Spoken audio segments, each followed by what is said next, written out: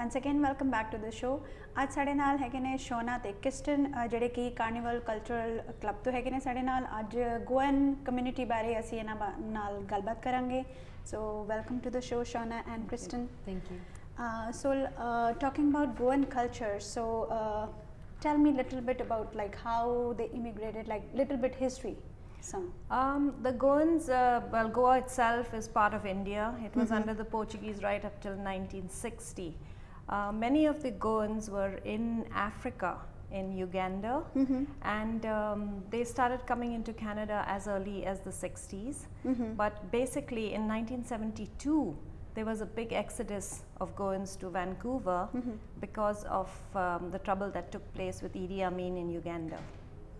Okay, so then the immigration started. So were there like any challenges like coming here as Goan community or something? There were a lot because they came in as refugees. So the Canadian government was really good to look after them, help them. They all banded together because Goans are known for whichever place they go to, the first thing they'll do is put up their church, and the next thing they'll put up a club because they are very, very social animals. Yeah, that we know that Goan is very lively place, right? So basically they have set up the same thing here too. So can you just tell us a little bit about like what are their achievements here, what have they done here, something differently from other communities? Well, Goans have done a lot here, and they are in really a lot of in good positions. Many of them have their own businesses. There are even people in the RCMP. And then they've kind of just spread out all over and really done a lot to bring up the community. So like Christian, right? Like Goan community is here. Is there any some cultural activities happening, something going on here? Yeah, well, we just recently organized our 2015 Carnival Fiesta. That's good. It was actually the 20th anniversary of this event. So it started in 1995 with my grandmother. She organized the first one. Yeah. And since then, it's just grown so much into what has happened this past weekend. So can you just tell us like how that event went? Was it successful? Like something little bit about that? Yeah, no, it was a really big success. We had a lot of support from our community. There was a lot of events. We have a parade, and there was the floats in there. We had West Side Story. We had a Beatles float. We had a very traditional Indian float as well. It was really a spectacle. Oh, people had a lot of fun at that time. Yeah. Yeah. So Shana, just tell us a little bit about the culture, like Goan culture, how that goes, right? Like I said before, Goans are real social animals. So they are always ready to party and ready to dance. They love to dance. They love really good food. They are very good musicians, and Goans also are good sportsmen. Good. So they are, we've got people among our community who have played hockey for the World Cup, and so the Goans are basically social animals. So they just take every opportunity to party, and that's what this Carnival Fiesta is all about.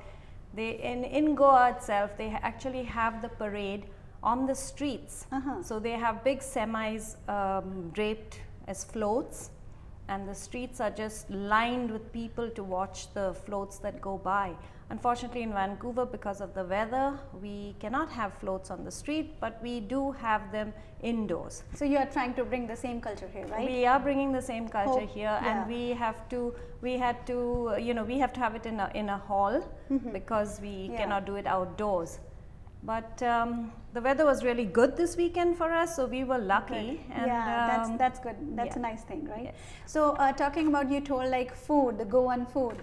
So yeah, there are a lot of delicacies. So I just want to hear more about that thing.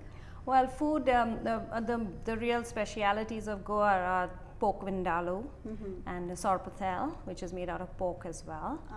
And then we have the shakuti, which is a coconut-based curry. And you can have that of chicken or of veal, mutton.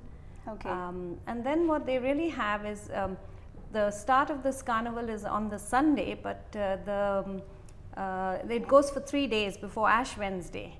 And Ash Wednesday is when we go to church and we start the season of Lent.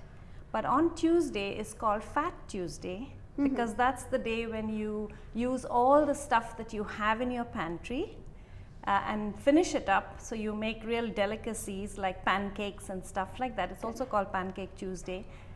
To finish everything, and so that you, for the next 40 days, you really fast and eat very well, not rich food, but very kind of, So that's what basically the nice, like it's a good thing, right? So Shauna, just little bit tell like the Goans here, like the community here, like their belief, their faith, something more, like which religion they like follow. Well, majority, or I should say all Goans are Roman Catholic, because Francis Xavier, who came to India probably about 600 years ago now, he converted everybody from Hinduism to Catholicism. And so they had a lot of Western influence, and they are all Catholic, and this is what the Catholic Church goes by, the Ash Wednesday and the Easter Sunday, leading up to Easter Sunday. That's good. It's good to know that there are like how many Goan like people they are here. I would say about 1,000 to between 1,000 and 1,500 they should be. There may be more, but I'm just guessing at that. Nice. So Kristen, like being a youngster, how you feel like the people here, the youngster in the Goan community, how are they involved in this thing and in the carnival especially? So what are your viewpoints? Well, the adults, they've always tried to include the youth in organizing it, and so always in the hopes that the youth would eventually take it over, and particularly this year they really have. The floats that are being put up, they're largely put up by youth. A lot of the people who are actually putting up floats this year weren't actually born in 1995 when the first carnival happened, or they were very, very young. Yes. And so it's really nice to see, you see the progression, you see pictures from the old carnivals, and you see these little kids running around, and you look at them now and how they've all grown into it and how they've all really grown up with the carnival, and so everyone's very invested into it. Right. So you are also putting a lot of time into that. So what's your effort into this thing? I was on the organizing committee. I was in charge. We built a brochure. We ran a parade. We were just in charge of putting together the King Momo, which is the centerpiece of the parade. That was what my responsibilities were. So I hope, like involving all the youngsters, they'll be more involved in the community and getting more into the history of this thing. Yeah, we're hoping they'll take over fully and we can retire. Exactly. So it was nice, like hearing from you about all the community and the food and the culture and the fiesta you had and the carnival. So thank you so much for on the show and being on the show. Thank you so much.